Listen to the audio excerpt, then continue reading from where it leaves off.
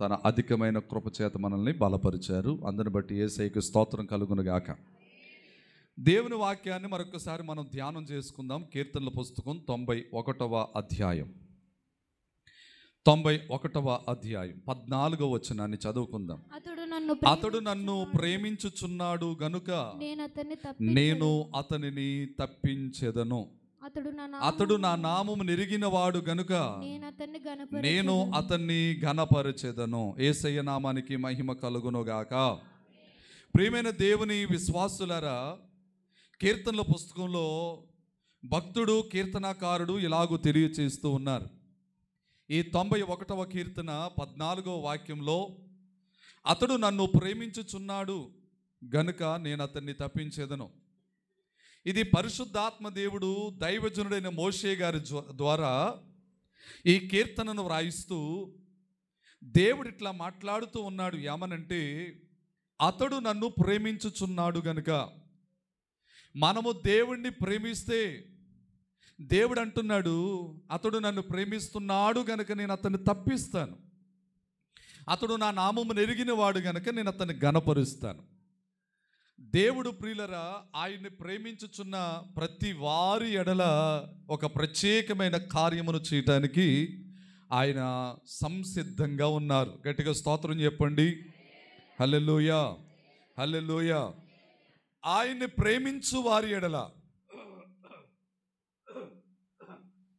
ఆయన్ని ప్రేమించు వారి ఎడల ఆయన ఒక ప్రత్యేకమైన కృప కలిగిన వారై ఉన్నారు. ఏమండి, దేవుణ్ణి మనం ఎందుకు ప్రేమించాలి? ఒక ప్రశ్న. దేవుణ్ణి మనం ఎందుకు ప్రేమించాలి? ఒక ప్రశ్న మనలో తలెత్తుతూ ఉంటుంది. ఎందుకు ప్రేమించాలో తెలుసా?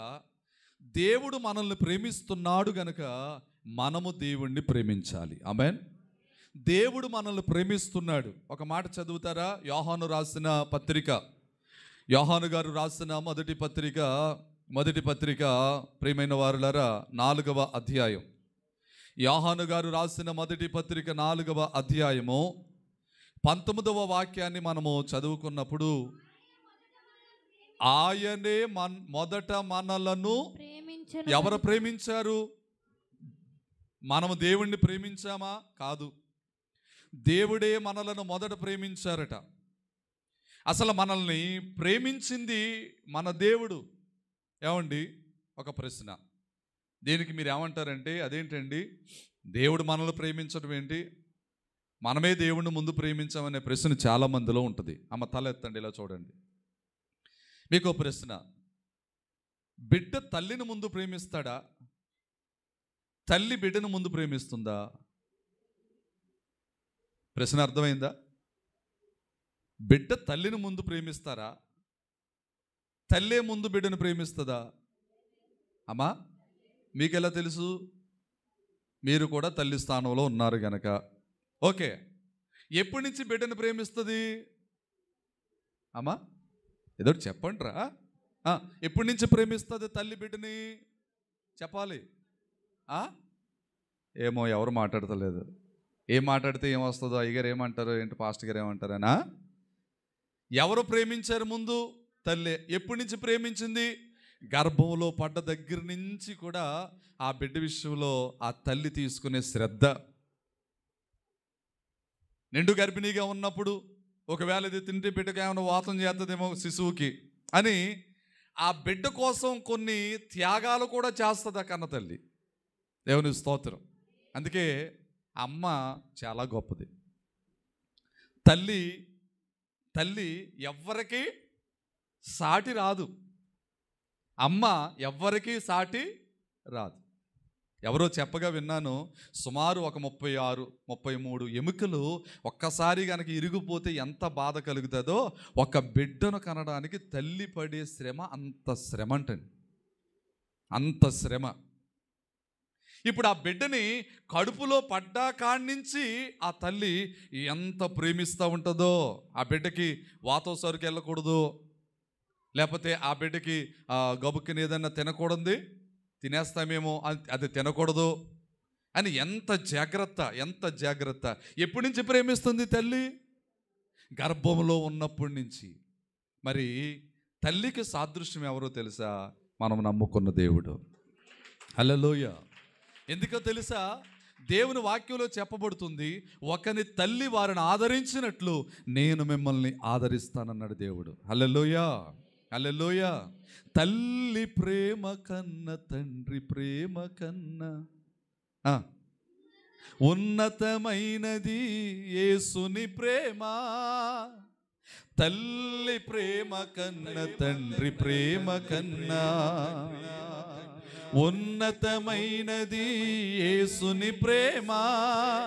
యేసుని ప్రేమ, నా యేసుని ప్రేమ, యేసుని ప్రేమ, నా యేసుని ప్రేమ, యేసుని ప్రేమ, నా యేసుని ప్రేమ, యేసుని ప్రేమ, నా యేసుని ప్రేమ. తల్లి ప్రేమ కన్నా తండ్రి ప్రేమ కన్నా ఉన్నతమైనది యేసుని ప్రేమ. తల్లి ప్రేమ కన్నా తండ్రి ప్రేమ కన్నా ఉన్నతమైనది యేసుని ప్రేమ. యేసుని ప్రేమ, నా యేసుని ప్రేమ, యేసుని ప్రేమ, నా యేసుని ప్రేమ, యేసుని ప్రేమ, నా యేసుని ప్రేమ, యేసుని ప్రేమ, నా యేసుని ప్రేమ. తల్లి ప్రేమ కన్నా తండ్రి ప్రేమ కన్నా ఉన్నతమైనది. హల్లెలూయా. తల్లి ప్రేమ కన్నా, తల్లి ప్రేమే గొప్పది, తండ్రి ప్రేమ గొప్పదే. తల్లి ప్రేమ గొప్పదే, తండ్రి ప్రేమ గొప్పదే. వీరందరికంటే ఉన్నతమైన ప్రేమ యేసుక్రీస్తు ప్రభుల వారి ప్రేమ. హల్లెలూయా. ఎందుకు అంటే ఆయనే మొదట మనలను ప్రేమించారు గనుక. మనం కాదు ఆయన్ని ప్రేమించటం. మొదట ఎవరు ప్రేమించారు? ఆయనే. మొదట మనల్ని ప్రేమించింది ఆయనే. మొదట మనల్ని ఏర్పాటు చేసుకున్నది ఆయనే. ఆయనే మొదట మనల్ని ప్రేమించారు. ఆయన ప్రేమించారు. ఎలా ప్రేమించారు? రోమీయులకు రాసిన పత్రిక 5వ అధ్యాయము, రోమీయులకు రాసిన పత్రిక 5వ అధ్యాయము 8వ వాక్యాన్ని చదువుకుందామండి. 5:8. అయితే దేవుడు మన ఎడల తన ప్రేమను వెల్లడిపరచుచున్నారు. ఎట్లనగా, వినాలి వినాలి, మనమింకను పాపులమై ఉండగానే క్రీస్తు మనలను మన కొరకు చనిపోయెను. స్తోత్రం చెప్పండి. మనమింకను పాపులమై ఉండగానే. ఏమండి, లోకంలో పాపిని ప్రేమించే వాళ్ళు ఎవరన్నా ఉన్నారా? చెప్పాలి. పాపం చేసేవాడిని ప్రేమించే వాళ్ళు ఎవరన్నా ఉన్నారా? వ్యభిచారమందు పట్టబడిన ఒక స్త్రీని ఆనాటి కాల సమయంలో కొందరు వ్యక్తులు రాళ్ళు కొట్టుకుంటూ చంపేద్దామని తీసుకెళ్ళారు. తరుముకుంటూ వెళ్ళారు. అట్లా తరుముకుంటూ వెళితే అలా కొంత దూరం పరిగెత్తించి తీసుకెళ్తే అక్కడ మహానుభావుడు కనిపించారు. ఎవరైనా? యేసుక్రీస్తు ప్రభుల వారు. ఇప్పుడు వీళ్ళు ఏమనుకున్నారంటే, ఈ రాళ్ళు ఈమె మీద కాదు వేయటం, యేసు మీద వేద్దామన్నట్లుగా వారు ఒక ప్లాన్ వేసుకుని ఏమన్నారో తెలుసా? యేసుక్రీస్తు ప్రభువారిని అడుగుతున్నారు. ఏమనంటే, ఈమె పాపం చేస్తూ తప్పు చేస్తూ పట్టుబడింది. ఈమెను మరి మోషే ధర్మశాస్త్ర గ్రంథం ఏం చెప్పిందో తెలుసా? రాళ్లతో కొట్టి చంపేయమంది. కనుక రాళ్లతో కొట్టి చంపేద్దాం అనుకుంటున్నాము, నువ్వేమంటావో చెప్పు అన్నారు. ఆయన ఏదైనా చిన్న పొరపాటు కనుక మాట్లాడితే చెప్తే ఈ రాళ్ళు ఎవరి మీద వేద్దామని? యేసయ్య మీద వేద్దామని. యేసయ్య మీద. ఇప్పటికీ యేసయ్య మీద రాళ్ళు వేసేవాళ్ళు లోకంలో లేకపోలేదు. ఇప్పటికీ యేసయ్య మీద రాళ్ళు వేస్తానే ఉన్నారు. కానీ విషయం ఏంటంటే, వేసిన రాడు యేసయ్య మీద వెళ్ళలేదు, యేసునోళ్ళ మీదకే వస్తుంది. తాను తవ్వుకున్న గోతులో తానే పడతాడని రాళ్ళు యేసయ్య మీదకి వెళ్ళలేదు, మళ్ళీ ఎక్కడికి వచ్చేస్తున్నాయి. ఒక ఆయన అనుకున్నాడంటే ఆకాశం మీద ఉమ్మేద్దాం అనుకున్నాడంట. మీకు అర్థమైపోయింది. ఇక ఆకాశం మీద ఉమ్మేస్తే ఎవరి మీద పడుతుంది? నీ మీద ఎందుకు ఆడుతుంది? వేసిన వాళ్ళ మీద ఆడుతుంది. దేవునికి స్తోత్రం చెప్పండి. ఇప్పుడు యేసుక్రీస్తు ప్రభువు ఏదైనా పొరపాటు మాట్లాడితే ఏం చేద్దామని? కొట్టి చంపేద్దాం. వెంటనే యేసే ఏమనలేదండి, ఏమనలేదు. మీలో ఎవరిలో ఏ తప్పు లేకపోతే వాళ్ళు మొట్టమొదటి రాడు వేసేయండి అబ్బాయి అన్నారు. ఆయన చెప్పిందంటే తప్పేమనుందా? ఒక ఆయన ఎదరకొచ్చాడంట, నాలో ఏ తప్పులు లేవని. యేసు ప్రభు వారు అప్పటికే ఒక బండ మీద కూర్చున్నాడు. ఆయన ఆ బండ మీద కిందకి దిగి నేల మీద ఏదో రాస్తున్నారంట. ఈ రాడెత్తునోడు ఏం రాస్తున్నాడు అని అలా చూశాడంట. ఈ రాడెత్తునోడు పాపం రాసేస్తున్నాడంట అక్కడ. ఒక రోజున నీవు కూడా ఆమెతో పాపం చేసిన వాడివి అన్నట్టు. వెంటనే ప్రియులరా ఆ రాడు అక్కడ పడేసిన బతుకు పట్టబయలైపోతుంది బాబాయ్ అని పారిపోయాడట. అలాగొచ్చిన వాళ్ళందరూ రాళ్ళు పాడేసి పారిపోయారట. ఆమె మీద వేయలేదు, యేసు వారి మీద వేయలేకపోయారు. వెంటనే యేసయ్య అన్నారట, అమ్మా ఎవరో నిన్ను కొట్టలేదా అన్నారట. ఆ తల్లి అన్నదంట, ఎవరో కొట్టలేదు తండ్రి అందట. నేను కూడా నిన్ను కొట్టను. అసలు కొట్టాల్సిన అధికారం ఎవరికి ఉంది? ఆయన పరిశుద్ధుడు, కొట్టగలడు, పెట్టగలడు. ఆయన కొట్టే అధికారం ఆయనకు ఉంది. కానీ నేను కూడా నిన్ను శిక్షింపనమ్మా, నువ్వు ఇంటికి వెళ్ళిపో అన్నారట. ఆవిడ వెళ్ళి తన పాపపు బ్రతుకంతా విడిచిపెట్టి ఈ పరిశుద్ధుడైన యేసయ్య కోసం సువార్త చేయటం మొదలుపెట్టిందంట. హల్లెలూయా. యేసువారు మనసులు మార్చడానికి వచ్చిన వారండి. యేసుక్రీస్తు ప్రభుల వారు మనసులు మార్చడానికి వచ్చిన వారు. ఈ లోకములో ప్రియులారా మనసుల్ని మార్చేవారు ఎవరు లేరు. మంచోని చెడగొట్టేవాళ్ళు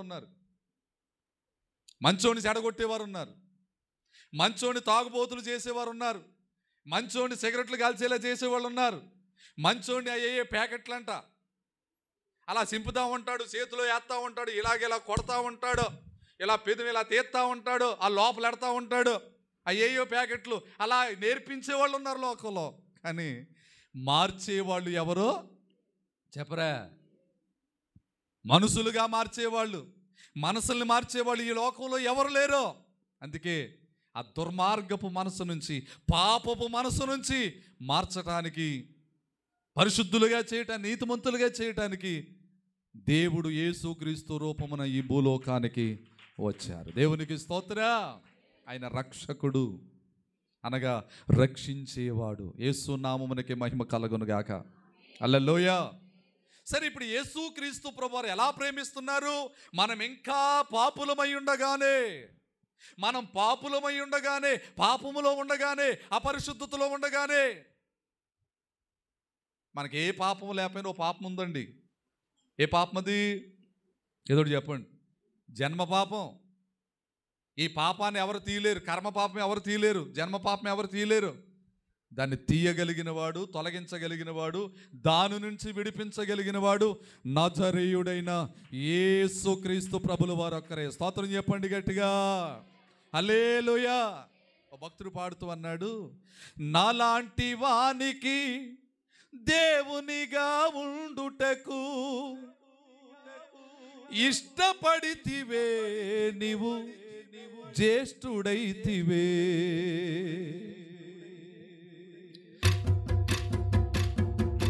యేసయ్యా యేసయ్యా నీకే వందనము, యేసయ్యా యేసయ్యా నీకే స్తోత్రము, యేసయ్యా యేసయ్యా. పాడుదాం. యేసయ్యా యేసయ్యా నాలాంటి వానికి దేవునిగా ఉండుటకు, నాలాంటి వానికి దేవునిగా ఉండుటకు ఇష్టపడితివే, నీవు జ్యేష్ఠుడైతివే. ఇష్టపడి యేసయ్యా యేసయ్యా నీకే వందనము, యేసయ్యా యేసయ్యా నీకే స్తోత్రము. యేసయ్యా పాడదామండి. ఆమేన్ యేసయ్యా. ఓ మంచి దేవుడ నీవు, విమోచకుడవు, చాలిన దేవుడవు, సాటి లేని దేవుడ, ప్రేమించు దేవుడ, మాట్లాడే దేవుడవు. మంచి దేవుడ నీవు, చాలిన దేవుడవు, సాటి లేని దేవుడ, ప్రేమించు దేవుడ, మాట్లాడే దేవుడవు. నిజమగు దేవుడవు, నన్నెరిగిన వాడవు, నమ్మదగిన వాడవు నా యేసయ్యా. నిజమగు నమ్మదగిన వాడవు యేసయ్యా. యేసయ్యా నీకే వందనము, యేసయ్యా యేసయ్యా నీకే స్తోత్రము, యేసయ్యా యేసయ్యా నీకే వందనము, యేసయ్యా యేసయ్యా. హల్లెలూయా. దేవునికి మహిమ కలుగునుగాక.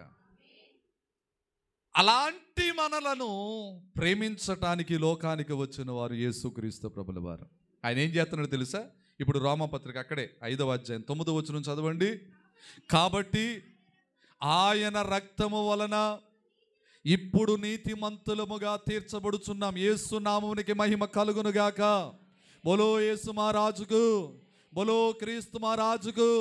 ప్రభునందు ప్రియమైన దేవుని పిల్లలారా, యేసు రక్తము చేత పాపులమైన మనము, అపరిశుద్ధులమైన మనము, దేవునికి వ్యతిరేకులమైన మనము, ఈ లోకానుసారులమైన మనము, ఈ లోకముతోనే జీవిస్తున్న మనము యేసు రక్తము చేత కడగబడి నీతిమంతులమై పరిశుద్ధులమై ఆయన రాజ్య వారసులమవుతున్నాం, ఆశీర్వదించబడుతున్నాం. దేవునికి స్తోత్రం.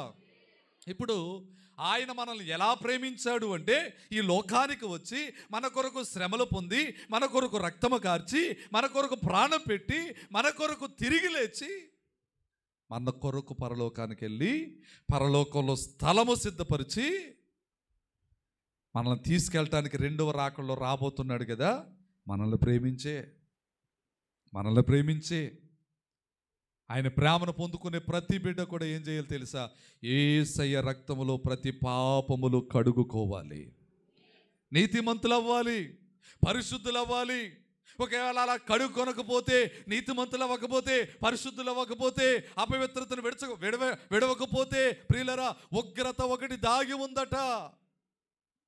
ఆ ఉగ్రత నుండి మనం తప్పించబడాలంటే మరొకసారి 9వ వచనం, ఇదిగో ఇప్పుడు ఆయన రక్తం వల్ల నీతిమంతులముగా తీర్చబడి, చదవండి, మరింత నిశ్చయముగా ఆయన ద్వారా ఉగ్రత నుండి తప్పించబడతాము. హల్లెలూయా. ఒక భయంకరమైన ఉగ్రత ఉంది, ఉగ్రత రాబోతూ ఉంది, ఉగ్రత దినము.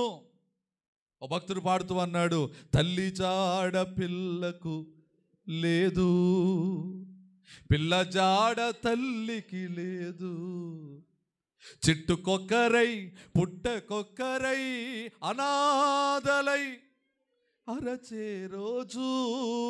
ఇది నెరవేరలేదు ఒకసారి? జలప్రళయ కాలములో, నోవాహు గారి కాలములో నెరవేరలేదా? నోవాహు గారు 120 సంవత్సరాలు స్వార్థ ప్రకటించారయ్యా. వినండి, ఇదిగో వాడ కడుతున్నాను రండి, వాడలోనికి రండి, మీకోసం రక్షణనే వాడ కడుతున్నాను రండి. యేసు ప్రభు వారు వాడ కట్టమన్నారు, రండి, ఇదిగో వాడ కడుతున్నాను రండి అంటే ఒక్కరు వినలేదు. సరికదా, అపహాస్యం చేశారు, హేళన చేశారు, హేళన ఆడారు. ఎవరన్నా వాడ కడితే సముద్ర ఒడ్డుని కడతాడరా, ఈ నోవాహు తాత ఏంటి ఎక్కడో కడుతున్నాడు తాత తాత అని హేళన చేశారట. ఎవరు మునిగిపోయారు? ఎవరు కొట్టుకుపోయారు? ఎవరు ఉగ్రత పాలయ్యారు? హేళన చేసిన వారందరూ. ఈ రోజున నిన్ను హేళన చేసే వాళ్ళు ఉన్నారేమో, భయపడకు, బాధపడకో, నీకు మంచి జరుగుతుంది. నిన్నందరూ గేలి చేస్తున్నారేమో, నిన్నందరూ చిన్న చూపు చూస్తున్నారేమో, నిన్నెవరైనా చిన్నగా మాట్లాడుతూ ఉన్నారేమో, బాధపడకో. నిన్ను దేవుడు బలపరిచే రోజు ఒక రోజు వస్తుంది. నీకు జయము వచ్చే రోజు ఒక రోజు వస్తుంది. దేవుడు నీకు న్యాయము తీర్చే రోజు ఒక రోజు వస్తుంది. అప్పటి వరకు నీవు దేవుని సన్నిధిలో ఎదురు చూడు. ప్రియులరా, మనం ఎప్పటికప్పుడు యేసు రక్తంతో మనం కడగబడాలి. నోవాహు కాలంలో ఉగ్రత పాలైపోయారు ప్రజలందరూ. నోవాహు కుటుంబం ఒక్కటే రక్షించబడింది. ఓడలో ఉన్నారు గనక. రక్షణ అనే ఓడలో ఎంతమంది ఉంటున్నారు? రక్షణ అనే పడవ ఎంతమంది ఎక్కుతున్నారు? యేసుక్రీస్తు ప్రభువారు మనకు ఒక రక్షణ అనే పడవ, బాప్తిసం అనే పడవ లేక ఓడను సిద్ధపరిచారు. ఎంతమంది ఈ బాప్తిసం ద్వారా, బాప్తిసం అనే టికెట్ కొనుక్కొని, లేకపోతే బాప్తిసం అనే ఆ యొక్క విలువైన రక్షణను పొందుకొని ఎంతమంది రక్షణ ఓడలోనికి ప్రవేశిస్తున్నారు? అలా ప్రవేశించిన వారందరూ సురక్షితంగా ఉంటారు, ఉగ్రత నుండి తప్పించబడతారు. దేవునికి స్తోత్రం. నీ కుటుంబంలో ఇంకా నీ పిల్లలు మారలేదేమో, నీ యజమాని మారలేదేమో, వారి కోసం ప్రార్థన చేయాల్సిన బాధ్యత నీ భుజం మీద ఉంది. ఆ భారం దేవుడికి అప్పగించాడు. రేపొద్దున రాకడ వచ్చి నీవు ఎత్తబడి, నీ యజమాని విడవబడితే, నీవు ఎత్తబడి నీ పిల్లలు ఉండిపోతే, వాళ్ళ నరకానికి వెళితే, వాళ్ళ ఈ భూలోకంలో విడవబడి శ్రమలు 7 ఏళ్ళు శ్రమలు అనుభవిస్తే, నువ్వు పరలోకంలోకి వెళ్ళిపోయి ప్రభుత్వం విందు ఆరగిస్తే నీ మనసు ఏం బాగుంటుంది? అయ్యో నా బిడ్డలు ఉండిపోయారు, అయ్యో నా భర్త ఉండిపోయాడు, అయ్యో నా కుటుంబం ఉండిపోయింది, నేనే వచ్చాను, అయ్యో నేనే వచ్చే నా భార్య రాలేదు, అయ్యో నేనే వచ్చే నా పిల్లలు రాలేదు అని బాధపడితే నీ మనసు ఏం బాగుంటుంది? అందుకే నీ పిల్లల కొరకు, నీ భర్త కొరకు నువ్వేం చేయాలి తెలుసా? నీ యజమాని కొరకు నువ్వేం చేయాలి తెలుసా? ప్రార్థన చేసి ప్రభు సన్నిధిలో అడగాలి. ప్రభు కార్యం చేస్తారు. ఆమేన్. యేసు రక్తం ద్వారా ఇప్పుడు మరింత నీతిమంతులముగా తీర్చబడి ఆయన ద్వారా మనం ఉగ్రత నుండి తప్పించబడతాం. అంటే ఇంతకీ ఉగ్రత నుంచి తప్పించేది ఎవరు? యేసయ్య. ఉగ్రత నుంచి తప్పించబడాలి అంటే మనం ఏం చేయాలి? మూలవాక్యానికి వస్తున్నాను. దేవుణ్ణి మనము ప్రేమించాలి. 91వ కీర్తనలో ప్రియులరా, మరి 14వ వచనంలో చదివిన మాట మూలవాక్యం ఏముంది? అతడు నన్ను ప్రేమిస్తున్నాడు గనుక నేను అతన్ని తప్పించేదను. దేవుడు నన్ను ప్రేమిస్తున్నాడు, నేను దేవుణ్ణి ప్రేమించాలి. 1 కొరింథీయులకు రాసిన పత్రిక 16వ అధ్యాయము 22వ వాక్యాన్ని మనం చదవగలిగితే అక్కడ బలమైన మాట రాయబడింది. కొరింథీయులకు రాసిన పత్రిక, ఎవడైనను ప్రభువుని ప్రేమింపకుంటే, చదవండి.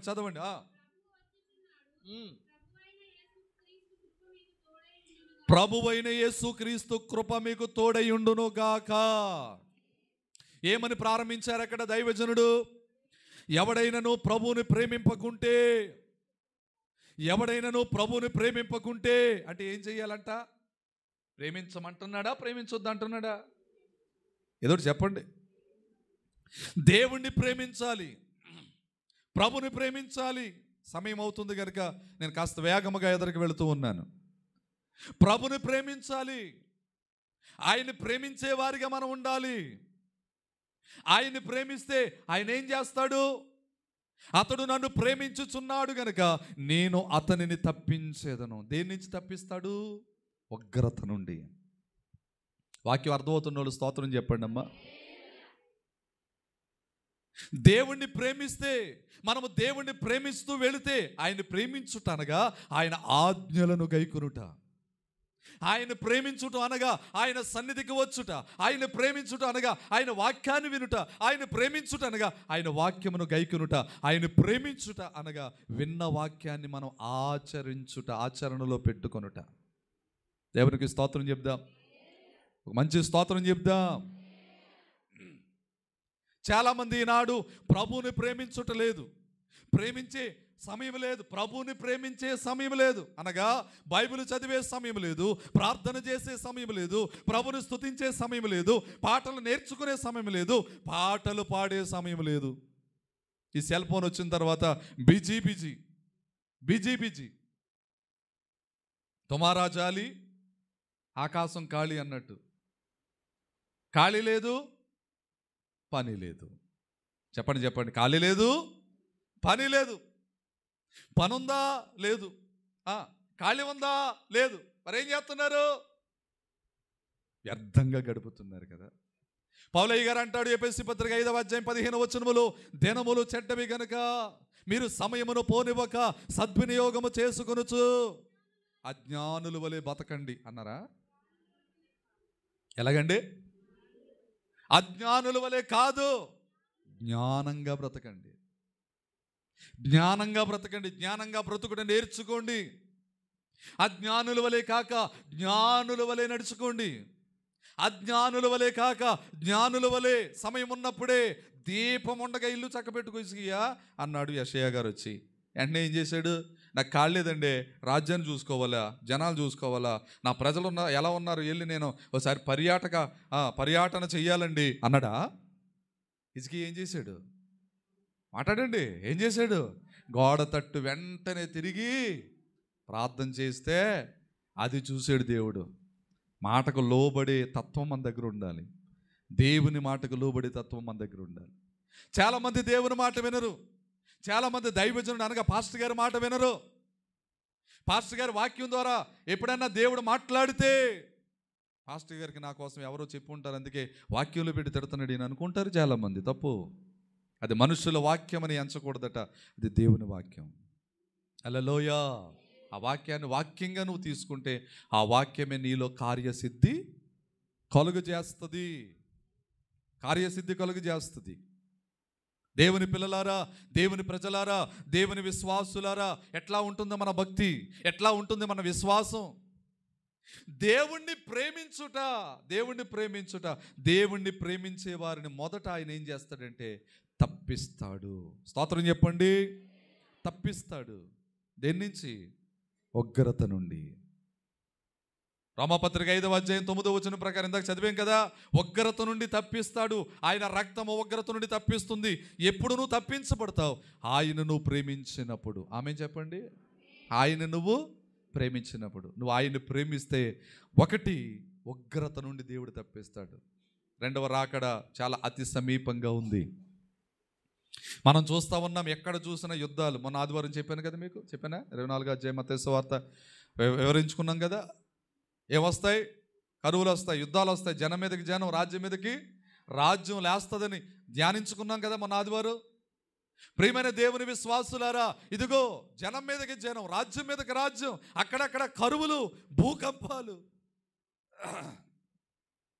ఇప్పుడు ఎక్కడ చూసినా సమాధానకరమైన సంగతులు మనకి వినపడుతున్నాయా? వీడి మీద వాడు పడ్డాడు, వాడి మీద వీడు పడ్డాడు.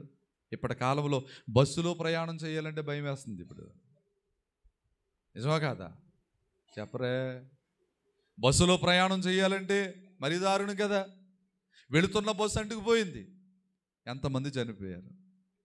నిన్న కాక మొన్న 4 రోజుల క్రితం ఒక బస్సు వెళ్తుంటే ఒక టిప్పర్ లారీలు కొట్టేసింది. ఆ కంకర పడిపోతే ఆ కంకరలో కింద ఉండిపోయి చచ్చిపోయారు కొంతమంది, ఊపిరి ఆడక. ఏం వింటున్నాం? ఏం జరుగుతున్నాయి లోకంలో? ఏం జరుగుతున్నాయి? 3 అమ్మాయిలు ఉన్నారండి దాంట్లో, ఒకే కుటుంబానికి చెందిన 3 కూతుళ్ళు. ఎంత చక్కగా ఉన్నారా బిడ్డలు. ఒక్కొక్కరికి 1,60,000 సాలరీ నెలకి. జాబులు చేసుకుంటున్నారు. 3 ఆడపిల్లలు ఒక్కసారి చనిపోయారు. ఎంత కడుపు కోత తల్లిదండ్రులకండి. ఎక్కడ చూసినా దుర్వార్తలే, ఎక్కడ చూసినా దుర్వార్తలే. ఆమోసు గ్రంథము 5వ అధ్యాయము 12వ వచనం అనుకుంటున్నాను. ఆమోసు గ్రంథం 5వ అధ్యాయం 12వ వచనం ఏమంటారు తెలుసా? ఇది చెడు కాలము గనుక బుద్ధిమంతుడు ఓరకుండును. ఏ కాలం ఇది? ఏ కాలం ఇది? 5:12లో ఉందరా తల్లి? 13 5:13 చూడండి. ఆమోసు గ్రంథం 5:13. ఓకే. ఇది చెడు కాలము గనుక బుద్ధిమంతుడైతే ఏం చేస్తాడట? ఓరకుండును. మరి బుద్ధిహీనుడైతే ఇష్టం వచ్చినట్టు పేల్తాడు, గొడవలు ఎడతాడు, గొడవ పడతాడు. ఇది చెడు కాలం కనుక బుద్ధిమంతుడు ఏం చేయాలి తెలుసా? ప్రార్థనాపూర్వకంగా దేవుని సన్నిధిలో ప్రార్థన చేసుకుని, దేవా కాపాడు నాయనా, మా రాష్ట్రాన్ని కాపాడు, మా దేశాన్ని కాపాడు, మా జిల్లాలను కాపాడు, మా గ్రామాలు కాపాడు, జిల్లాలో ఉన్న పట్టణాలు కాపాడు, మండలాలు కాపాడు, గ్రామాలు కాపాడు, మా వీధులు కాపాడు అని బుద్ధిమంతులు ఏం చేస్తారు తెలుసా? దేవుని సన్నిధిలో. ఏమనుకోమాకండి, ఈనాడు అంత ప్రార్థన చేసే సమయం కూడా మీకు మాట చెప్పనా, జనులలో ప్రార్థన తగ్గిపోయింది కనుక అపాయాలు పెరిగిపోతున్నాయి. జనులలో ప్రార్థన తగ్గిపోయింది, చెడుగు ఎక్కువ అవుతుంది. ప్రియులారా, చెడుగు ఎక్కువ అవుతుంది. చెడుగు పైన మంచి చెయ్య పైదయ్యేటట్లుగా మీరు బహుగా ప్రార్థన చేయండి అన్నారు దైవచనుడు. ఎంతమంది చేస్తున్నారు? ఎంతమంది చేస్తున్నారు? ఇది చెడు కాలం, ఇది చెడు కాలం. బుద్ధిమంతుడు ఓరకుండాలి. అందుకే పౌలయ్య గారు అన్నాడు, దినములు చెడ్డవి గనక సమయాన్ని పోనివద్దు. దాన్ని ఏం చేయాలి? అందుకే దేవుని సన్నిధిలో పాస్టర్ షారోన్ గారు ఏం చేస్తారో తెలుసా? ఏదో ఒక సెలవు వచ్చిందంటే ఖచ్చితంగా చర్చిలో కూడబెట్టడం, ప్రార్థన చేయించడం, సర్వసృష్టి కోసం ప్రార్థన చేయించడం, దేశాల కోసం ప్రార్థన చేయించడం, రాష్ట్రాల కోసం ప్రార్థన చేయించడం. ఇదే పని, ఇదే పని. ఇంక పాస్టర్ గారి పని పాట లేదేంట్రా షారోన్ గారికి? ఆత్మాన మీటింగ్లు అంటాడు, ఆత్మాన కూటాలు అంటాడు, ఆత్మాన ప్రార్థనలు అంటాడు. ఏంటి? ఇది చెడు కాలం గనక మనం ఎక్కడ కూడుకోవాలి అమ్మా? కాబట్టి ఇశ్రాయేలీలారా, మీ ఎడల నేను ఇలాగునే చేయుదును గనక మీరు మీ దేవుని సన్నిధిని కనబడుటకై 4:12 ఆమోసు గ్రంథమే, సిద్ధపడండి ఉందా మాట? కాబట్టి ఇశ్రాయేలీలారా, మీ ఎడల నేను ఎలాగునే చేయుదును గనక మీ దేవుని సన్నిధిని కనబడటానికి మీరేమవ్వాలి? సిద్ధపడండి, మీ దేవుని సన్నిధిని కనబడుటకు. అందుకే కుటుంబ ఆశీర్వాద కూడుకని, సంఘ క్షేమాభివృద్ధి కూడుకని, 7 గంటల స్తుతి ఆరాధనని, 3 గంటల స్తుతి ఆరాధనని, దిద్దుబాటు కూడుకని, రాకడ పండుగని, రాకడ సిద్ధపాటు సభలని, ఇవన్నీ ఎందుకు అంటే ఏదో రీతిగా మనం దేవుని సన్నిధిలో కూడుకొని సమాజముగా కూడుకొని ప్రార్థన చేస్తే జరగబోయే ఏదో ఒక అపాయాన్ని దేవుడు ఆపుతాడు కదా. హల్లెలూయా. అందుకే దేవుని పిల్లలారా, మీరు ఖాళీగా ఉండొద్దు. ఖాళీగా ఉన్నారా? కాసేపు ప్రార్థన చేయండి. ప్రభు సన్నిధిలోకి వెళ్ళిపోండి, ప్రార్థనలోకి వెళ్ళిపోండి, ప్రార్థన చేయండి. మీరు చేసే ప్రార్థన ఒకరినైనా కాపాడుతుంది. నేను ప్రార్థన చేస్తూ ఉంటాను, ప్రభు ఈ సమయంలో ఏ డాక్టర్ గారు ఎక్కడ సర్జరీ చేస్తున్నారు, ఎక్కడ ఆపరేషన్ చేస్తున్నారో ఆ సర్జరీ, ఆ ఆపరేషన్ సక్సెస్ అవునుగాక. ప్రభు ఈ సమయంలో ఎవరు డ్రైవింగ్ చేస్తున్నారో, ఎవరు ప్రయాణాల్లో ఉన్నారో వారు కాపాడబడుదురుగాక. నేను ఎప్పుడైనా మోకరించి ప్రార్థన చేస్తూ ఉన్నప్పుడు నేను ఈ అంశాలు ఎత్తి ప్రార్థన చేస్తూ ఉంటాను. ఎందుకో తెలుసా? వారి క్షేమం కోసం ప్రార్థన చేయాల్సిన అవసరం మన మీద ఉందండి, మన మీద ఉంది. మన ప్రార్థన 10 మందిని కాపోయినా 5గురినైనా కాపాడుతుంది కదా. 10 మందిని కాపాడునుగాక, 10 మందిని కాపాడునుగాక. మా సహోదరుడు లైన్కి వెళ్ళిపోతున్నాడు, రాజమండ్రి వెళ్ళిపోతున్నాడు, డ్రైవింగ్ చేసుకుంటూ వెళ్ళిపోతున్నాడు. డ్రైవింగ్ చేస్తూనే, ప్రభువా నేను డ్రైవింగ్ చేస్తున్నాను, నాలా ఎంతమంది డ్రైవింగ్ చేస్తున్నారు ఈ సమయంలో, వారందరినీ కాపాడు ప్రభువా. అందరూ బాగుండాలి, అందులో మనందరం ఉండాలి. మంచి మాట ఎవరు చెప్పారో కానీ అది, అందరూ బాగుండాలి అమ్మా, అందులో నేను ఉండాలి. అందరూ బాగుంటే నువ్వు బాగుంటావు, ఎదుటివారు పాడైపోవాలంటే నువ్వు పాడైపోతావు కదా. వద్దండి, యేసయ్యను బట్టి మనం అందరినీ ప్రేమించుదాం. యేసయ్యే మనల్ని ప్రేమించాడు, పాపులమైన మనల్ని యేసయ్య ప్రేమించాడు కదా. మరి మనం ఎందుకు ప్రేమించకుండా ఉండకూడదు? ప్రేమిందాం, ప్రభువును బట్టి ప్రేమిందాం, అంతే. స్తోత్రం కలుగును గాక. మొదటి మాట, ఆయన్ని ప్రేమిస్తే అతడు నన్ను ప్రేమించుచున్నాడు గనక నేను అతన్ని తప్పిస్తాను. రెండో మాట చెప్తున్నాను, టైం అయిపోతుంది కనుక వేగంగా రెండో మాట చూద్దాం. పరిశుద్ధమైన దేవుని గ్రంథం, న్యాయాధిపతుల గ్రంథము 5వ అధ్యాయము, న్యాయాధిపతుల గ్రంథం 5వ అధ్యాయము 31వ వచనం 2వ లైన్ చదువుదాం. ఆయనను ప్రేమించువారు బలముతో ఉదయించు సూర్యుని వలె ఉందురు. దేవునికి స్తోత్రం చెప్పండి, గట్టిగా చెప్పండి. ఇంకొంచెం గట్టిగా చెప్తారా? మంచిగా చెప్తారా? చప్పట్లు కొడుతూ యేసయ్య నామమును స్తుతిస్తారా? హల్లెలూయా, హల్లెలూయా. దొరికిందా? న్యాయాధిపతుల గ్రంథం 5వ అధ్యాయము 31వ వచనములో 2వ లైన్లో ఉన్న మాట ఏంటంటే, ఆయన్ని ప్రేమించేవారు ఎలా ఉంటారట? బలముతో ఉదయించే సూర్యులా ఉంటారంట. సూర్యుడి కాంతి ఎంత ఉంటుందమ్మా? ఈ లైట్ అంత ఉంటుందా? ఒక మాట చెప్పండి అమ్మా, ఎంత ఉంటుందా? ఈ లైట్ అంత ఉంటుందా? ఏదో మాట్లాడాలి. అబ్బే, కోటి. అలా దాన్ని లెక్క వేయాలంటే మన వల్ల సూర్యుడి కాంతికి ఎప్పుడైనా సూర్యుడు ఎదురుకుండా సూప్లైట్ వెలిగిందని ట్రై చేయండి, కనిపించదా? అది కనిపించదో లేదో తెలియదు, కానీ నువ్వు మాత్రం ఉండవు అక్కడ. ఎందుకని? మాడి మసైపోతారు. ఏమండి, ఈ సూర్యుడే ఎంత గొప్పవాడైతే కోటి సూర్యుల కంటే గొప్పవాడైన నా యేసు క్రీస్తు ప్రభుల వారు, ఏమండి, ఆయనే పరలోకంలో దీపం, ఆయనే లైటు. మన ఇంట్లో హాల్లో లైటు చెప్పండి అమ్మా, హాల్లో ఒక లైటు, తర్వాత బెడ్రూమ్లో ఒక లైటు, కిచెన్లో ఒక లైటు, బయట వరండాలో ఒక లైటు. ఎన్ని లైట్లో? పరలోకమంతటికి ఒకే ఒక లైట్. ఆ లైట్ పేరే జీసస్. యేసు క్రీస్తు ప్రభువారు గొర్రె పిల్లయే పరలోకమంతటికి దీపం. దేవునికి స్తోత్రం. ఆయన ముఖ కాంతే మొత్తం పరలోకమంతా. ఈ మధ్యకాలంలో నాసా వాళ్ళు పరిశోధన చేస్తున్నారు అంతరిక్షంలో. నాసా వారు గమనించారు లేదో, ఈ నాసా వారు పరిశోధన చేస్తుంటే పరలోకం కనిపించిందంట వాళ్ళకి. వాళ్ళ పరిశోధనలో పరలోకం దగదగ మెరిసే పట్టణం ఒకటి మాకు కనిపించింది అని ఈ మధ్యకాలంలో పేపర్ స్టేట్మెంట్ ఇచ్చారు వాళ్ళు. అంటే దగదగ మెరిసే పట్టణం ఏది? పరలోకమే కదా, పరలోకమే కదా.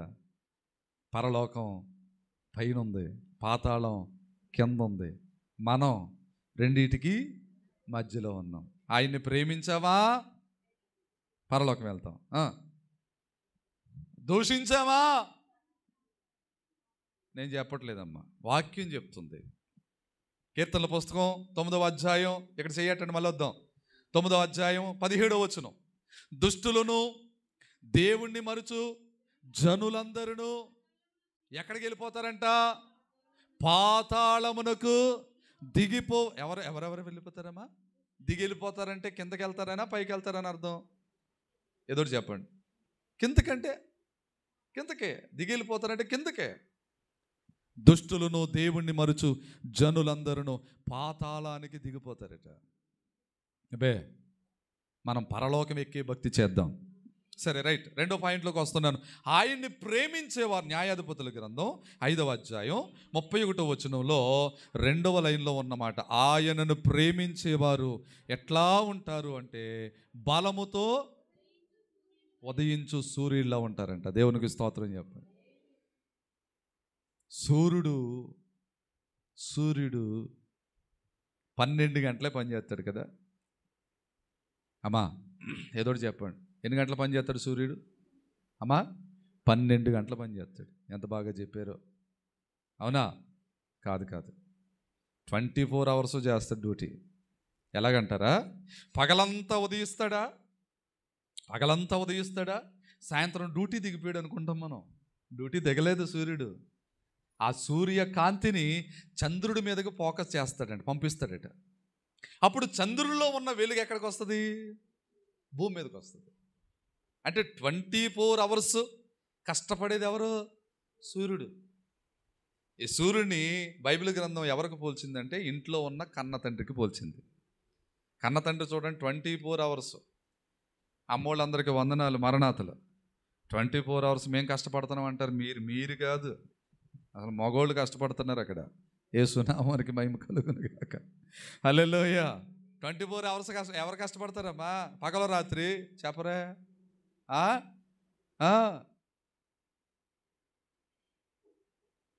సూర్యుడు ప్రియులరా పగలు భూమి మీదకి ప్రకాశిస్తున్నాడు, సాయంత్రం రాత్రి అంతా కూడా చంద్రుడి మీదకి ఫోకస్ వెళ్తుంది. చంద్రుడు కాంతి అప్పుడు భూమి మీదకి వస్తుంది. దేవునికి స్తోత్రం. అంటే దీనికోసం గొప్ప వివరణ ఏంటంటే, తండ్రి కాస్త కోపాన్ని ప్రదర్శిస్తే తల్లి ఏం చేస్తుంది తెలుసా? సూర్యుడేమో వేడిస్తే సాయంత్రం చందమామ ఏమెత్తది? చందమామ ఏమెత్తది? చల్లదనం ఎత్తుంది. అంటే కన్నతల్లి ఏమివ్వాలి? కన్న తండ్రి కోపిస్తే కన్నతల్లి ఏం చేయాలి తెలుసా? అమ్మ, మీ నాన్నగారు ఏదో ఫైర్ యాక్సిడెంట్ ఏదో జరుగుంటుంది, మొత్తం మీద అందుకే ఆయన ఫైర్ అవుతూ ఉన్నారు. ఏం కంగారు పడకో, మళ్ళీ ఆయన చల్లబడతారు అని కన్న తల్లి ఏం చేయాలంటే పిల్లల్ని చల్లపరచాలి, చక్కపరచాలి. యేసునామానికి మహిమ కలుగును గాక. కనుక ఈ సూర్యుడు ఎలాగైతే బలముతో ఉదయిస్తాడో దేవుణ్ణి ప్రేమించేవారు కూడా అలాగే బలముతో ఉదయిస్తారు. చప్పలు కొట్టి యేసయ్య నామాన్ని మహిమపరుద్దాం. దేవునికి మహిమ కలుగును గాక. రెండవదిగా ఆయన్ని ప్రేమించేవారు బలముతో ఉదయించే సూర్యుడిలా ఉంటారు. దేవునికి స్తోత్రం చెప్పండి. ఇక మూడో విషయం చెప్తున్నాను ప్రియులరా. ఇక ఎక్కువ వివరణ ఇవ్వడానికి టైం లేదు కనుక మూడో విషయం ఏమిటి అంటే, రండి పరిశుద్ధ గ్రంథంలో ప్రియమైన దేవుని విశ్వాసులారా, మార్కు సువార్త 12వ అధ్యాయము 33వ వచనం. మార్కు సువార్త 12వ అధ్యాయము, పూర్ణ హృదయముతోనూ పూర్ణ వివేకముతోనూ పూర్ణ బలముతోనూ ఆయనను ప్రేమించుటయే, ఒకడు తనను వలె తన పొరుగు వారిని ప్రేమించుటయు సర్వాంగ హోమములన్నిటికంటేను బలుల కంటేను అధికమని ఆయనతో చెప్పెను. దేవునికి స్తోత్రం చెప్పండి. మూడవదిగా ఆయన్ని ప్రేమించుట అనగా ఏం చెయ్యాలో తెలుసా? ఇచ్చే అర్పణలన్నిటికంటే గొప్పదంటండి ఇది దేవుణ్ణి ప్రేమించటం. అసలు నువ్వు దేవునికి ఏదైనా కానుక ఇవ్వాలనుకుంటే ముందు నువ్వు ఇచ్చే అర్పణ కానుక ఏంటో తెలుసా? దేవుణ్ణి ప్రేమించడం. ప్రేమిస్తున్నావా? దేవుణ్ణి ప్రేమిస్తున్నావా? ఎలా ప్రేమిస్తున్నావు? అమ్మ ప్రార్థన చేసుకుందామా? మోకరింతావా? ఖాళీ లేదు పాస్టర్ గారు, నేను వస్తానులేండి తర్వాత. ఏంటది? ఆరాధనకి పెందల గడియ రావాలి పిల్లలారా. కుదరదండి, 4 బకెట్లు బట్టలు పెట్టామయ్య గారు, ఏమనుకోవద్దు మీరు పాస్టర్ గారు. ఎప్పుడు మొదట సమయాన్ని దేవునికి అర్పణగా ఇవ్వాలి. ముందు రోజుకి ఎన్ని గంటలండి చెప్పండి తల్లి? 24 గంటలు. 24 గంటల్లో దశమ భాగం ఎంత? 2 గంటల 40 నిమిషాలు దేవుడికి ఇస్తున్నాను అయ్యగారు అన్న వాళ్ళు ఎవరన్నా ఉంటే కనుక స్తోత్రం చెప్పండి. చూసారా ఎంత సమయం ఇవ్వాలి దేవుడికి? అమ్మా ఏమనుకోకండి, సెల్ ఫోన్కి మనం ఎక్కువ సమయం ఇస్తాం కదా. సెల్ ఫోన్కి పోనీ సెల్ ఫోన్లో వాక్యం వింటావా? సెల్ ఫోన్లో ఏదైనా కొత్త పాట నేర్చుకుంటావా? యూట్యూబ్లో బోల్డ్ పాటలు ఎంతోమంది పాడి పెడుతున్నారు. యూట్యూబ్లో ఏదైనా కొత్త పాట నేర్చుకుంటున్నావా? పోనీ వాక్యం ఏమైనా వింటున్నావా? సబ్జెక్ట్ ఏమైనా నేర్చుకుంటున్నావా? ఏం చూస్తావో తెలియదు. దేవుని సన్నిధిలో ప్రియులరా, మొదట మనం సమయాన్ని ప్రభు కేటాయించాలి. ఆమేన్. రోజులో ఇంత సమయం, రోజుకు 10 అధ్యాయాలు చదవండి బైబిల్. ఎన్ని అధ్యాయాలు? 10 వచనాలకు దిక్కులేదు అయ్యారు అక్కడ అన్నట్టు చూస్తున్నారు మీరు. రోజుకి 10 అధ్యాయాలు చదవండి. రోజుకు 10 అధ్యాయాలు అయితే నెలకి ఎన్ని అధ్యాయాలు అవుతాయో? రోజుకు 10 చెప్పిన 30 రోజులు, 30 × 10, 31 వేసుకోండి. పోనీ 31 × 10, రోజుకు 10 చెప్పండి సార్. అయ్యా మరి అంత లేటుగా వస్తే ఎలాగా? ఇలాగ డోకరా లెక్కలు వచ్చి తప్ప ఈ లెక్కలు రావు. దేవునికి స్తోత్రం చెప్పండి, గట్టిగా చెప్పండి. హల్లెలూయా. మనం బ్యాంక్ బుక్ కట్టుకుపోయి బ్యాంక్ కాడికి వెళ్ళిపోయి ఆ వడ్డీ వేస్తానన్నారు వేసారంటావా, వడ్డీ డబ్బులు వేస్తానన్నారు వేసారంటావా, ఈ లెక్కలు చూసుకుంటాం తప్ప కానీ ఈ రావు. 10 × 31 = 310 అధ్యాయాలు. ఇంచుమించు 1100 చిల్లర ఉన్నాయి అధ్యాయాలు బైబిల్లో. అలా లెక్కేసుకుంటే 3 గంటల 10-15 రోజుల్లో 100 రోజుల్లో బైబిల్ అవదా పూర్తి చేసేయచ్చు. చదువుతున్నావా? మరి దేవునికి అర్పణగా సమయాన్ని ఇస్తున్నావా? మొదటి అర్పణగా నువ్వు దేవునికి సమయాన్ని అప్పగిస్తే నువ్వెవరో తెలుసా? దేవుణ్ణి ప్రేమించే బిడ్డవే. దేవునికి స్తోత్రం చెప్పండి. దేనికోసమో సమయం కేటాయిస్తాం మనం, దేనికోసమో సమయాన్ని కేటాయిస్తాం, కానీ మన వాక్యాన్ని చదువుట కొరకు సమయాన్ని కేటాయించుదుముగాక. నువ్వు బైబిల్ చదివిన రోజున నీ జీవితం ఎంత దీవించబడుతుందో, ఆ రోజు నీ యొక్క రోజు ఎలా ఉంటుందో చూసుకో. పొద్దున్నే లేచి బైబిల్ చదువు, పొద్దున్నే లేచి 1-2 అధ్యాయాలు చదువుకో, అప్పుడు టీ తాగు, అప్పుడు టిఫిన్ చేయి. ముందు ఎట్టాల్సిన భోజనం దేనికి ఎట్టాలి చెప్పరా అమ్మా? ఆల్రెడీ ఇంత దెబ్బ రొట్టి తినేస్తాం, ఏమనుకోకండి. ఓ పాత్ర ఇడ్లీలు వెళ్ళిపోతే లోపలికి సరిపోదు. పైగా ఇంకేం కావాలి? రసగుల ప్యాకెట్ ఏమన్నా నాన్న తెస్తే కనుక ఎంత గ్లాసు టీ ఎట్టాలమ్మా? అది సరిపోతే మళ్ళీ మళ్ళీ ఇంకో ప్యాకెట్ చింపాలి, పాల ప్యాకెట్.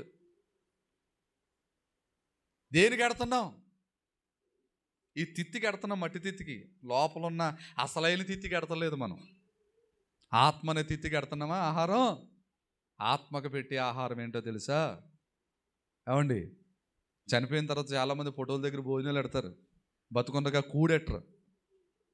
ఎంత గుప్పుడు మెతికిలెట్టరు బతుకుండగా. చచ్చిపోయిన తర్వాత మాత్రం ఫోటో దగ్గర అన్ని రకాల ముందు ఎక్కడ ఎట్టేస్తారు? ఫోటోలోంచి వచ్చి తింటదా అమ్మ? ఏమనుకోకండి, తింటదా అమ్మ? నిన్న చోట కూటం చేయడానికి వెళ్ళాం, నాకు వాక్యం ఇచ్చారు. వాక్యంలో ప్రారంభంలో మాట చెప్పాను, అమ్మా అలా చేయకూడదు, ఎలా చేయకూడదు, ఇప్పుడు దాకా ఎలా చేస్తారో అలా చేయకూడదని చెప్పాను నేను. ఫోటోల దగ్గర ఎట్టకూడదురా, దేవుని పిల్లలు మనం. ఆవిడ పేరుని ఎవరికైనా పెట్టుకోండి, ఆవిడ కడుపు నిండా తింటది, అది మంచిది. ఫోటో దగ్గర గట్టుకెళ్ళి పెడితే ఏం తింటది? తెలియక, చాలామందికి తెలియక. ఒకసారి మామూలుగా మనకు మైండ్ ఉంది కదా, బుర్ర ఉంది కదా, సరే బుర్ర పెట్టి ఆలోచించండి. ఫోటోలోంచి ఆవిడ ఏమన్నా వచ్చి అలా చేత్తోటి చక్కెర పొంగలి, అలా చేత్తోటి బూరి, అలా చేత్తోటి గారి, అలా మటన్ మొక్క, చికెన్ మొక్క, ఫిష్ మొక్క ఏగిందో లేదో చూస్తుంది ఆవిడే అన్న. ప్రభు నన్ను క్షమించునుగాక. గమనించండి, ప్రభును నమ్ముకున్న బిడ్డల కోసం చెప్తున్నాను నేను. లోకంలో ఉన్న అన్యులు ఎవరైనా పెట్టుకున్నారంటే వారికి తెలియదు, వారు పెట్టుకున్నారు, వారి క్రమం అది, వారు పెట్టుకునివ్వండి, వారిది, అది వారి ఇష్టం. ప్రభువుని నమ్ముకున్న బిడ్డలు కూడా అలా చేస్తే ఎలా? తప్పు కదా. చెయ్యొచ్చు అలాగా? ఏదోటి చెప్పండి. చేద్దాము అంటే నేను కూడా మనసు మార్చేసుకుంటాను, బైబిల్ తిరగ రాసేస్తాను నేను కూడా. చెప్పండి, చెయ్యొచ్చా? వాక్యం అలా చెప్పిందా? దేవునికి విరుద్ధమైంది ఏది మనము చేయకూడదు. దేవునికి స్తోత్రం చెప్పండి. మూడోది ఏం చెప్పాను? మొదటిగా దేవునికి మనం ఇచ్చే అర్పణ ఏంటో తెలుసా? ఆయన్ని ప్రేమించటం.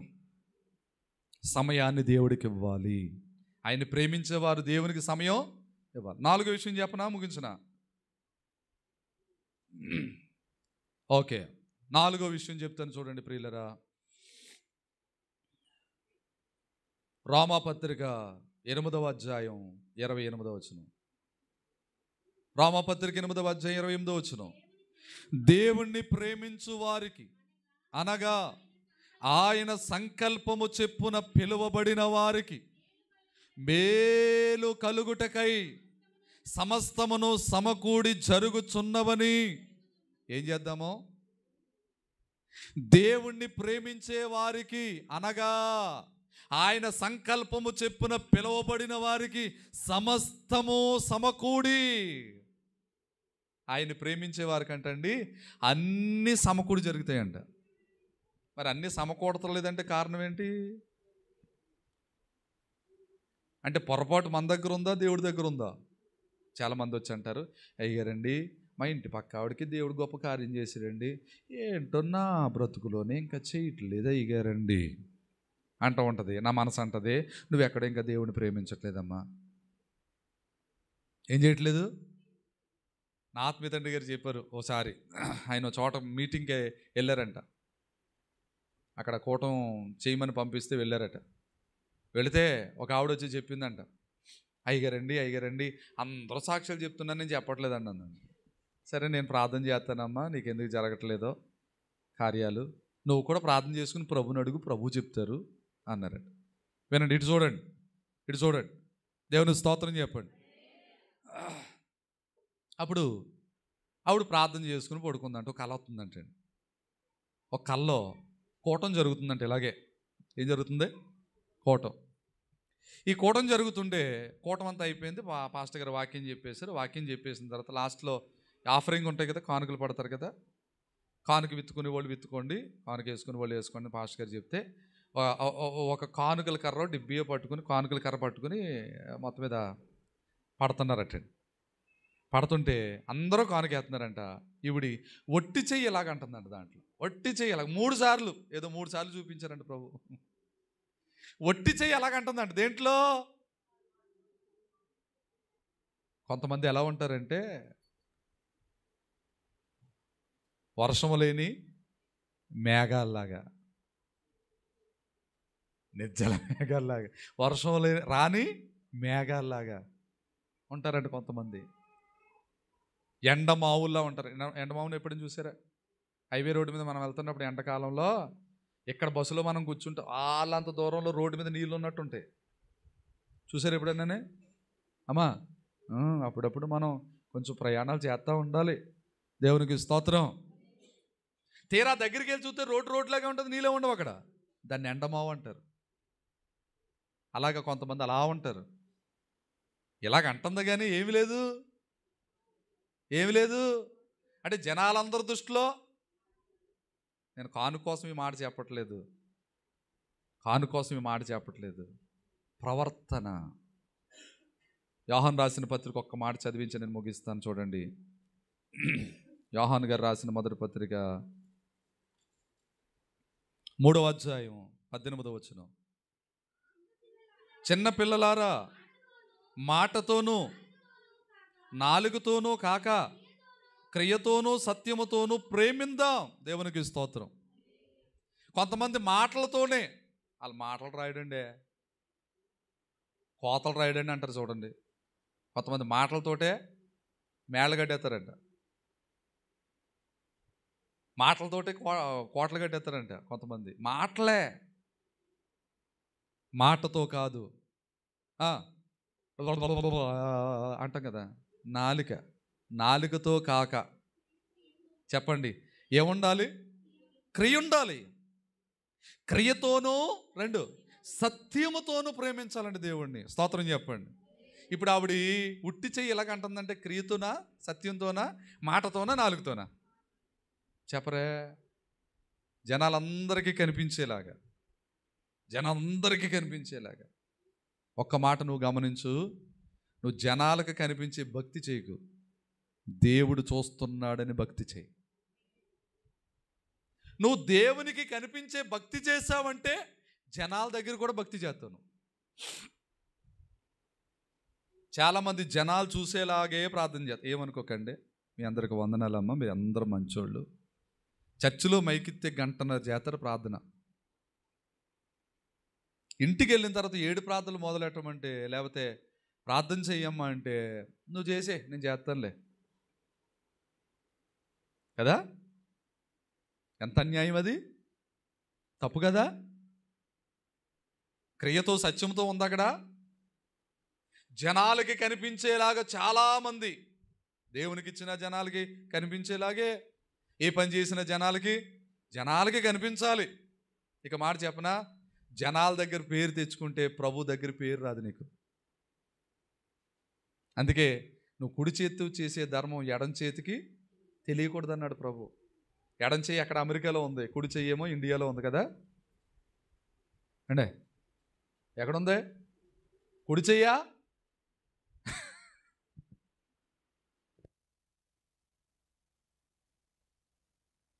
రెండు చేతులు ఎవరే? మనయే. వద్దండి, దేవునికి కనిపించే భక్తి మనం చేద్దుముగాక. మనుషులకు కనిపించి దేవుడికి కనిపించదు అనుకుంటే ఆయన అన్నీ చూస్తున్నాడు. నువ్వు రాకల్లో ఎత్తబడాలంటే దేవునికి ఇష్టలుగా నువ్వు ఉండాలి. ఆయన రాకడ వచ్చేటప్పటికి నువ్వు సిగ్గుపడనక్కర్లేని బిడ్డగా ఉండాలి. ఆయన త్వరగా రాబోతూ ఉన్నాడు. ఆయన వచ్చేటప్పటికి నీవు చేయాల్సిన సర్వాంశ ప్రార్థనలు చేసే, నువ్వు చేయాల్సిన భక్తి చేసే, నువ్వు చేయాల్సిన క్రమం అంతా జరిగించేసుకో. నీకు నువ్వు సిద్ధంగా ఉండు. యెహెజ్కేలు గ్రంథం 38వ అధ్యాయం 7వ వచనం చివరగా, యెహెజ్కేలు గ్రంథం 38వ అధ్యాయం 7వ వచనం, ఇదిగో నీవు సిద్ధముగా ఉండు, నువ్వు సిద్ధపడి నీతో ఉన్న సమూహం అంతటిని. ముందు ఎవరు సిద్ధపడాలమ్మా? అక్క ఎవరు సిద్ధపడాలి? అమ్మా, అయ్యా, ఎవరో? మనం సిద్ధపడాలి. ముందు మనం సిద్ధపడి మనతో ఉన్న సమూహాన్ని, స్తోత్రం చెప్పాడు. నువ్వు సిద్ధపడినప్పుడే ఎదుటివారిని సిద్ధపరచడానికి సత్తా వస్తుంది, నీకు ధైర్యం వస్తుంది, ఒక మాట చెప్పాలంటే దమ్ము వస్తుంది. ఆమేన్. దమ్ బిర్యానీ ఎంత బాగుంటుందండి, ఎరగదీసేస్తుంది కదా. మనల్ని మనం సిద్ధపరచుకుంటే కదా, మనకు సిద్ధపాటు వస్తేనే కదా ఎదుటి వారికి చెప్పగలవు. నువ్వు సిద్ధపడడానికి అవకాశం లేకపోతే, ఓపిక లేకపోతే నువ్వు పరిశుద్ధాత్మ దేవుడిని అడగాలి. దైవజనుడు అన్నారు కదా, తండ్రి గారు ఏమన్నారు? నేనిక సిద్ధంబుగా లేనని నిరుకు గానన్ పరిశుద్ధాత్మయే నన్ను కడకు సిద్ధపరచుకొనను. స్తోత్రం చెప్పండి. ఆయన సిద్ధపరచుకుంటాడు. సిద్ధపాటు కలిగి ఉండాలి. మనం సిద్ధపడాలి. మనతో ఉన్న సమూహం అంతటి, మన ఇంట్లో ఉన్న వారందరినీ మనం సిద్ధపరచు. ఆయన రాకడేమీ ఆలస్యం అవట్లేదు. కొంతమంది ఏమనుకుంటున్నారంటే, కొందరు ఆలస్యం అనుకుంటున్నారంట, ఆయన రావటం ఇంకా లేట్ అవుతుందిలే అనుకుంటున్నారంట. మొన్న ఒక ఆయన అన్నాడంట, ఆయన 2050 సంవత్సరం దాకా రాడండి. మరి ఈయనకి చెప్పినట్టున్నాడు. కొంతమంది ఆలోచన. పేతురు రాసిన మొదటి పత్రిక 3వ అధ్యాయం 9వ వచనం. పేతురు రాసిన మొదటి పత్రిక చూడండి, 3వ అధ్యాయం 9వ వచనం. రెండవ పత్రిక చూడు తల్లి, 2వ పత్రిక 3:9. కొందరు ఆలస్యమని, ఏమంటే కొందరు ఏమనుకుంటున్నారంట, ఇంకా రాళ్లే, కంగారు లేదులే, 2050 సంవత్సరం దాకా చూద్దాంలే, ఆయన ఇప్పుడు రాడులే, మీరు మరణాత ఎందుకు చెప్తున్నారు, ఇంకా రాడైనా అని అనుకుంటున్నారంట కొంతమంది. కొందరు ఆలస్యమని ఎంచుకున్నట్లు ప్రభు తన వాగ్దానమును గూర్చి ఆలస్యము చెయ్యువాడు కాడు గాని ఎవరునూ నశింపవలనని ఇచ్చయింపక అందరూ మారు మనసు పొందవలనని కోరుచు మీ ఎడల మీ విషయమై దీర్ఘశాంతం కలిగి చూస్తున్నాడు. ఆయన రావాలంటే క్షణం పట్టదు. ఆయన రెండవ రాకడ స్టార్ట్ చేయాలంటే నిమిషమే కాదు. అసలు ఆయన రాక టైం ఎంతో తెలుసా? నిమిషానికి ఎన్ని సెకండ్లు? 60 సెకండ్లు. గంటకి ఎన్ని నిమిషాలు? 60 నిమిషాలు. గంటకు 60 నిమిషాలు, నిమిషానికి 60 సెకండ్లు కదా. మరి సెకండ్కి ఎన్ని? ఇంకేమీ లేదు అక్కడ, అవునా? కానీ రెప్ప ఇలాగేసి ఇలా తీసేటప్పటికి సెకండ్ అయిపోద్ది. ఆ సెకండులో 12వ భాగ సమయం అంట రాకడ సమయం. అంటే ఇంకా ఎంత స్పీడో చూడండి. సెకండా, నిమిషమా, గంట? ఒకవేళ గంటే టైం ఉందనుకున్నాం అనుకోండి, అప్పుడు దాకా లోకంలో తిరిగేసి ఇంటికి వచ్చి తలారా స్నానం చేసి తలబట్టలు వేసేసుకుని, అయ్యగారు ఎక్కడ, పాస్టర్ గారు ఎక్కడ, సారుని గారు పెద్దయ్య గారు, సారుని గారు, కాంతికుమార్ ఎక్కడ ఉన్నారు, ఫోన్లు. ఏనానా రాకడ వచ్చేస్తుంది కదండి, ఇంకో 20 నిమిషాలే ఉందండి, నేను చర్చిలోకి వచ్చేస్తానండి, మీరు వచ్చేసని ప్రార్థన చేసేస్తే నేను ఎగిరిపోతాను. ఇలా సిద్ధపడతారని ఆయన టైం చెప్పలేదు. ఆయన రాకడైనా జరగచ్చు, లేదా దానికి ముందు మన పోకడైనా జరగచ్చు. అయితే మనం ఏం చేయాలి? సిద్ధపడి ఉండాలి. నేను ముగిస్తూ ఇందాక నేను లాస్ట్ మాట, ఆయన ప్రేమిస్తే సమస్తమును సమకూడి జరుగుతాయి. నువ్వు ఆయన ప్రేమిస్తే రాకడకు సిద్ధపడటానికి సమస్తాన్ని దేవుడు సిద్ధపరుస్తాడు. వాక్యం అర్థమైన వాళ్ళు స్తోత్రం చెప్తారా? మొదటిగా ఆయన్ని ప్రేమించిన వారిని దేవుడు ఏం చేస్తాడు? అపాయం నుండి, ఉగ్రత నుండి తప్పిస్తాడు. 2, ఆయన్ని ప్రేమించిన వారు బలముతో ఉదయించే సూర్యుడిలాగా ఉంటారు. ఆయన్ని ప్రేమించటం అనగా, 3వది ఆయన్ని ప్రేమించటం అనగా మొదటి సమయం దేవునికి ఇవ్వడం. 4వదిగా ఆయన్ని ప్రేమిస్తే సమస్తమును సమకూరుస్తాడు మన కోసం. సమస్తము సమకూరుస్తాడు. పరలోకం కూడా సమకూర్చాడు కనుక 4వదిగా సమస్తమును సమకూర్చి మేలే జరిగిస్తాడు మన కుటుంబాల్లో. విశ్వాసంలోంచి వెనక్కి వెళ్ళొద్దు, భక్తిలోంచి వెనక్కి వెళ్ళొద్దు. దేవుని సహవాసంలోంచి వెనక్కి వెళ్ళొద్దు. నీ కళ్ళెదురుగుండా ఎన్ని కనబడుతున్నా సైతాన్ని ఎన్నో మాయలు చేస్తుంది నీ కళ్ళెదురుగుండా. అవసరమైతే ఏర్పరచబడిన వారిని సహితం పౌలయ్య గారు అంటాడు కదా, దేవాశక్తితో మీడల నేను ఆసక్తి కలిగి ఉన్నాను. ఒక్కడే పురుషుడై ఉన్న యేసుక్రీస్తు ప్రభు వారికి సంఘంగా ఉన్న మిమ్మల్ని ప్రదానం చేసి తిని, కానీ సర్పము తన కుయుక్తి చేత అవ్వను మోసపరుచినట్లు మీలో ఎవరినైనా మోసపరుచునేమో అని జాగ్రత్తగా ఉండండి. అవ్వ పడిపోయిందని మనం తెలుసుకున్నాం. మనం పడిపోయామంటే అసలు మనకి విలువే లేదు. ఇక తెలుసుండి పడిపోయాం కనుక అపవాది ఏదో రీతిగా పడేస్తుంది, ఏదో తంత్రాలు చేస్తుంది, మాయలు చేస్తుంది. పడకండి, భక్తిలోంచి వెనక్కి వెళ్ళకండి. చావైనా బ్రతుకైనా నీ కొరకే ప్రభు అని ప్రభు కొరకు జీవిందాం, ప్రభు కొరకు ముందుకెళ్దాం, ప్రభు సహవాసంలో సాగిపోదాం. అట్టి కృప దేవుడు మనందరికీ దయచేయునుగాక. ఆమె చిన్ని ప్రార్థన.